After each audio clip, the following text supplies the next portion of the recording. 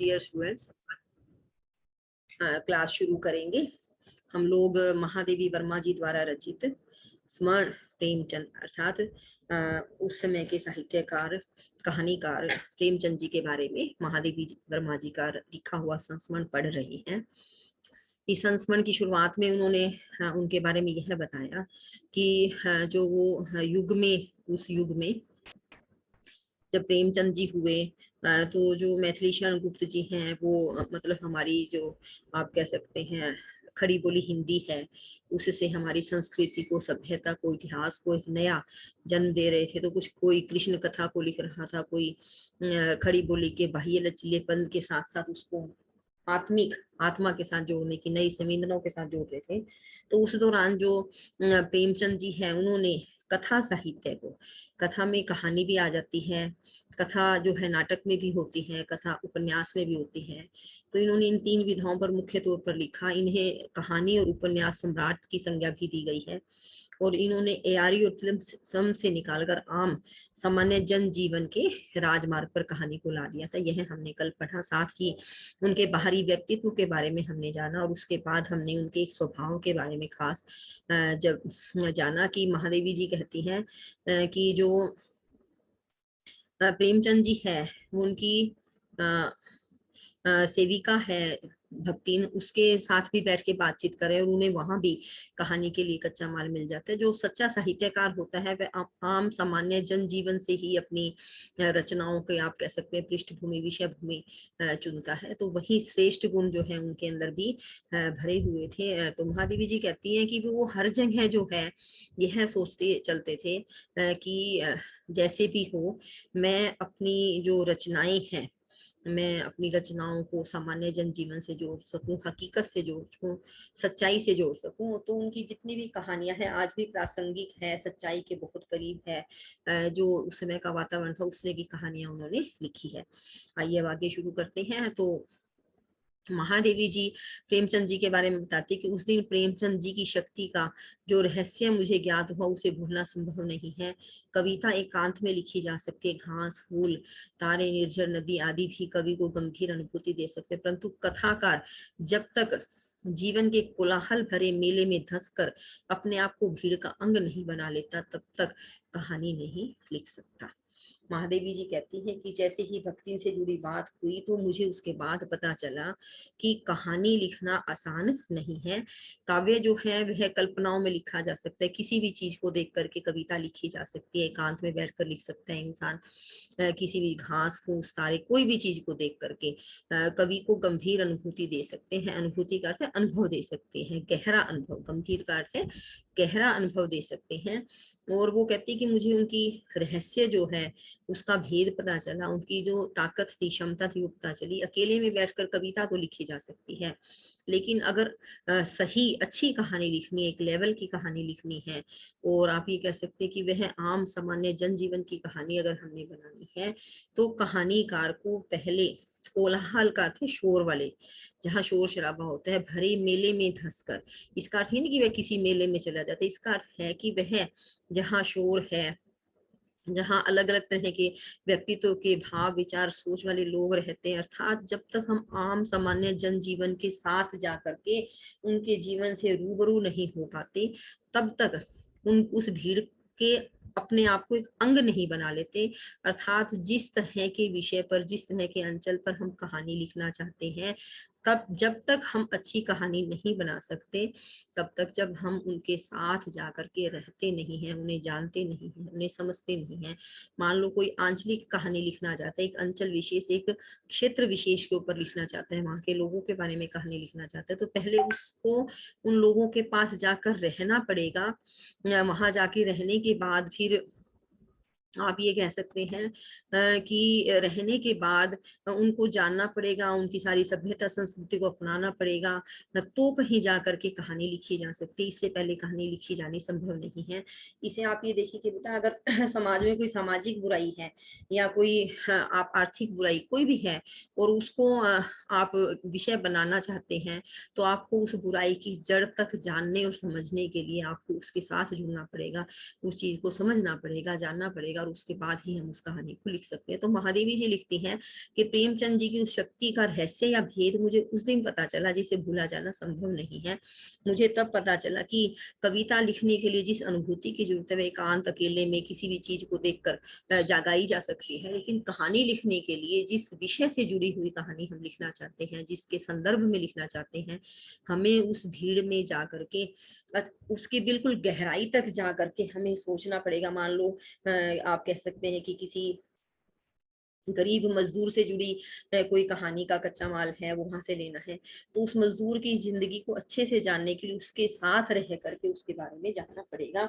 अर्थात मजदूर जैसी जिंदगी, एक तरफ से मतलब कहने का अर्थ क्या है कि मजदूर जैसी जिंदगी जीने के लिए हमें उसके साथ जुड़ना पड़ेगा, तब हम उसकी फीलिंग्स को अच्छे से जान सकते हैं, समझ सकते हैं, उसके बाद ही उस तरह की कहानी लिखी और समझी जा सकती है। तो महादेवी जी बार बार यही कह रही है कि मुंशी प्रेमचंद जी ने समाज को और जगत को और हिंदी कहानी जगत को जो दिया है वह उनका योगदान मतलब मापा तोला नहीं जा सकता, उसके बारे में कुछ बताया नहीं जा सकता। जिस भी भीड़ के बारे में, जिस चीज के बारे में बताना चाहते हैं, मान लो कोई भी आप विषय उठा लें, तो उसके बारे में जब तक आप गहराई से नहीं जानते, और गहराई से जानने के लिए आपको उसका हिस्सा बनना पड़ेगा, तो ही आप उसके बारे में कथा, कहानी, साहित्य लिख सकते हैं। कथा एक तत्व है बेटा, कहानी उसका एक पार्ट है। जिस तरह से नाटक है उसमें भी कोई ना कोई कहानी होती है, जैसे कि उपन्यास है उसमें भी कोई ना कोई कहानी होती है, और कहानी तो कहानी होती ही है। तो जो कथा तत्व है महादेवी वर्मा का, उसकी तरफ इशारा है, और उसको जानने और समझने के लिए कथा तत्व के बारे में उसके साथ जुड़ना बहुत जरूरी है।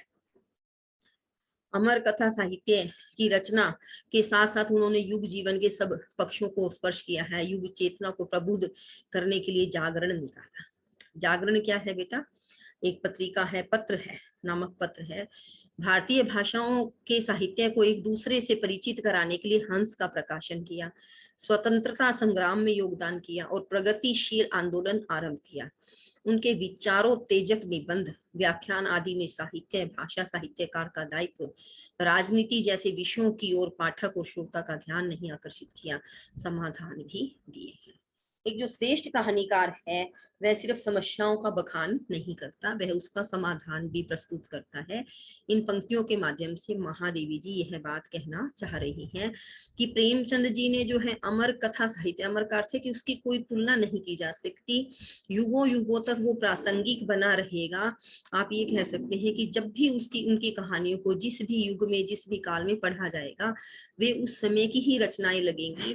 तो कहते हैं कि युग जीवन के सभी पक्षों को स्पर्श किया है, कि जो जिस युग में मुंशी प्रेमचंद जी हुए हैं, जिस युग में उन्होंने कथा कहानियां लिखी है, उपन्यास लिखे हैं, उस युग के समय का हर पक्ष, जो भी सामाजिक बुराइयां थी, जो भी आर्थिक राजनीतिक स्थिति थी, हर तरह की स्थितियों से जुड़ी हुई और सच्चाई के करीब, बिल्कुल जैसे कहते हैं ना कि समाज में उन्होंने जो देखा, जैसा देखा, उसी को कहानी में उकेर दिया। तो वो काम तो उन्होंने किया ही है, युग चेतना को भी प्रबुद्ध करने के लिए जागरण निकाला कि मनुष्य के आज ये जिंदगी में हमारे सामने समस्याएं हैं, इनका समाधान यह हो सकता है। उस समय के समाज में चेतना लाने के लिए, प्रबुद्ध करने के लिए, कर सकते हैं उनको जगाने के लिए, चेतना जगाने के लिए उन्होंने जागरण पत्र निकाला, और भारतीय भाषाओं के साहित्य को एक दूसरे से परिचित कराने के लिए हंस का प्रकाशन किया। हंस एक मैगजीन का नाम है जो आज तक चल रही है। हंस में आर्टिकल्स जो आते हैं वह आप ये कह सकते हैं बहुत बड़े साहित्यकारों के, आप कह सकते हैं युगीन साहित्यकारों के आते हैं, और हंस मैगजीन आज तक चल रही है, उसकी जो प्रति है आज भी आती है। तो कहते हैं कि हंस का प्रकाशन किया उन्होंने, पब्लिश करवाया उसको, भारतीय भाषाओं के साहित्य को एक दूसरे से परिचित कराना। मतलब हिंदी हमारी भारतीय भाषा है, लेकिन हमारा देश जो है अनेक भाषाओं का देश है, यहाँ बहुत सारी भाषाएं चलती है, तो एक दूसरे मतलब आप कह सकते साउथ की भाषा अलग है, नॉर्थ की अलग है, उन सभी भाषाओं को एक दूसरे से परिचित कराने के लिए उन्होंने हंस का प्रकाशन किया। उसके साथ साथ फिर स्वतंत्रता संग्राम में योगदान दिया, जो आजादी की लड़ाई चल रही थी उसमें उनका पूरा योगदान रहा। प्रगतिशील आंदोलन आरंभ किया। एक लेखक क्या है कि अपनी लेखनी से समाज में जागरूकता लाता है, जिससे कि लोग जो है अपने, आप कह सकते हैं, आजादी के प्रति, अपने देश के प्रति, अपने देश के प्रति, अपने कर्तव्य के प्रति जो है जागरूक होते हैं।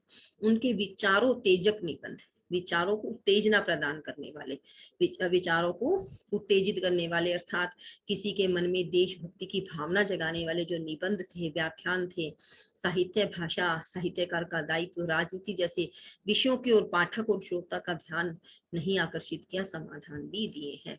उन्होंने अपनी रचनाओं के माध्यम से देशवासियों को जगाया तो सही कि भी आप अपने अधिकार के लिए लड़ें, आजादी की लड़ाई लड़ें, अपने को आजाद कराने का प्रयास करें, अपने विचार, भाव, सोच अच्छी बनाएं। साथ साथ में उनके समाधान भी दिए कि समाज में अगर यह समस्या है तो इसका यह समाधान भी हो सकता है। तो वो कहते हैं कि उन्होंने समाज में जो परिवर्तन लाने का काम किया अपनी लेखनी के माध्यम से, वह अविस्मरणीय है, उसकी अतुलनीय है, उसकी कोई तुलना नहीं की जा सकती। वैसे भी एक कहावत है कि जो कलम है ना, वो तलवार से अधिक शक्तिशाली होती है, कि यदि अच्छे शब्द किसी लेखनी से निकलते हैं और वह समाज में परिवर्तन लाते हैं, तो तलवार तो एक, कहते हैं ना कि पर्टिकुलर स्थान पर या पर्टिकुलर व्यक्ति को बदल सकती है, सजा दे सकती है, और जबकि एक कलम जो है वह समाज के बड़े हिस्से को जागरूक कर सकती है। तो इस तरह से काम उन्होंने किया। आगे महादेवी जी कहती हैं कि गांधी जी का विश्वास था कि मनुष्य से भीतर से अच्छा हो जाए तो उसके द्वारा निर्मित बाह्य व्यवस्था भी अच्छी हो जाएगी। मार्क्स की मान्यता था कि व्यवस्था अच्छी हो तो उसके भीतर मनुष्य अच्छा हो जाएगा। तो कहते हैं कि इंसान की अपनी अपनी सोच है। जो भी विचारक हुए हैं, जो भी आप कह सकते हैं समाज में समाज करता हुए, समाज को बदलने के लिए सबके अपने अपने विचार थे। तो जो मुंशी प्रेमचंद जी थे, उनका क्या था कि वो गांधी जी से प्रभावित रहे, ठीक है ना। और कहते हैं कि भी उनके अंदर जो है और भी जितने भी बड़े विचारक हुए, जिन्होंने बड़े बड़े विचार दिए हैं, उन सब का प्रभाव उनके अंदर रहा, उन्होंने उसका सबका चिंतन भी किया। तो लेखिका क्या कहना चाहती है कि मुंशी प्रेमचंद जी के समय में जो दो विचार या जो दो व्यक्तित्व जो है जो समाज को सबसे ज्यादा प्रभावित करे थे, तो वो थे गांधी जी और उसके बाद मार्क्स।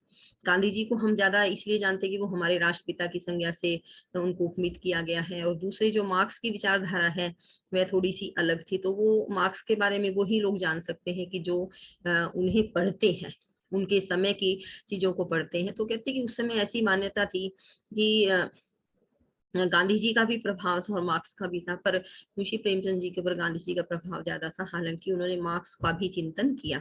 तो उनके बारे में लेखिका कहना चाहती है कि गांधी जी को क्या विश्वास था कि मनुष्य भीतर से अच्छा हो जाए। अगर मनुष्य का हृदय अच्छा है, शुद्ध है, सोच अच्छी है, विचार अच्छे हैं, तो उसके द्वारा निर्मित, अर्थात उस मनुष्य के द्वारा बनाई गई बाह्य व्यवस्था, बाहरी व्यवस्था भी अच्छी हो जाएगी। गांधी जी ऐसा विचार रखते, अर्थात परिवर्तन लाने के लिए गांधी जी का विचार था कि हमें पहले खुद को अच्छा बनाना पड़ेगा, अपनी भीतरी सोच को अच्छा बनाना पड़ेगा। जागरूकता फैलाने का अर्थ भी यही है कि हम मनुष्य की सोच को, उसके दिमाग को बदल सके। जब मनुष्य के भाव, स्वभाव, विचार, सोच अच्छी हो जाती है, तो उसके द्वारा जो संसार बनाया जाता है, जो उसके आसपास जो निर्माण किया जाता है, वह व्यवस्था भी काफी अच्छी हो जाती है। तो दूसरी जो व्यवस्था थी, मार्क्स ने जो व्यवस्था बताई थी, उन्होंने ये कहा था कि अगर व्यवस्था अच्छी हो तो मनुष्य का भीतर अवश्य अच्छा हो जाएगा। अर्थात उसके सामने अगर हालात ऐसे हो कि सारा कुछ अच्छा ही है, तो फिर उसे जो है, मनुष्य की स्वभाव अच्छा है, तो वो क्या कहना चाहते हैं कि फिर अपने आप अच्छा हो जाएगा। मतलब है तो दोनों बातें एक ही। जबकि मार्क्स जो है वो बाहरी व्यवस्था में सुधार के पक्षधर थे, उसको सुधार करना चाहते थे। गांधी जी जो थे वो अपने अंदर की सुधार के पक्षधर थे। तो हम यह नहीं कह सकते कि किसी भी विचारक का विचार जो है वह कहीं कोई कम है या कुछ है, बस तुलना की जा सकती है कि एक यह सोचते थे कि मनुष्य को खुद को अच्छा करना चाहिए, और दूसरे यह सोचते थे कि बाहरी व्यवस्था अच्छी हो। अब इसको तुलना करें तो आज के समाज से, तो जैसे देखो, अगर भ्रष्टाचार कम है, अगर भ्रष्टाचार कम है तो मनुष्य स्वाभाविक तौर से ही जो है कुछ अच्छे भाव और विचार कर सकता है। अगर उसके अंदर अच्छाई है और बाहर भ्रष्टाचार है, तो मजबूरन हो सकता है कि उसको अपनी बातों को थोड़ा सा, एक अच्छे इंसान को भी कुछ गलत कदम उठाना पड़े। तो ये सब हालत के अनुसार है। तो बस महादेवी जी तो जो मुंशी प्रेमचंद जी हैं, उसके बात, उनकी भाव और विचारों को बताने की प्रयास कर रही हैं कि उनके अंदर यह भाव था कि पहले मनुष्य को खुद के अंदर अपने आप को सुधारना चाहिए, खुद को शुद्ध करना चाहिए, तभी भारी व्यवस्था अच्छी होगी, क्योंकि व्यवस्था को बनाने वाला भी मनुष्य है। लेकिन यह परिवर्तन तभी संभव है जब सभी मनुष्य जो है अपने आप को अच्छा बनाते हैं, अच्छी सोच, अच्छा भाव रखते हैं। अगर 2, 4, 10, 20 मनुष्य इस तरह के भाव के और बाकी सारी व्यवस्था खराब है, तो कभी कभार एक अच्छे इंसान को भी अपनी अच्छाई छोड़नी पड़ जाती है। तो बस उन्होंने अपने बात यह बताने का प्रयास किया है कि गांधी जी और मार्क्स दोनों से प्रभावित थे, और दोनों की जो विचारधारा थी वह अंततः तो सुधार की तरफ ही थी, लेकिन उसमें थोड़े बहुत आप कह सकते हैं कि विचार जो थे दोनों के बिल्कुल अलग अलग थे।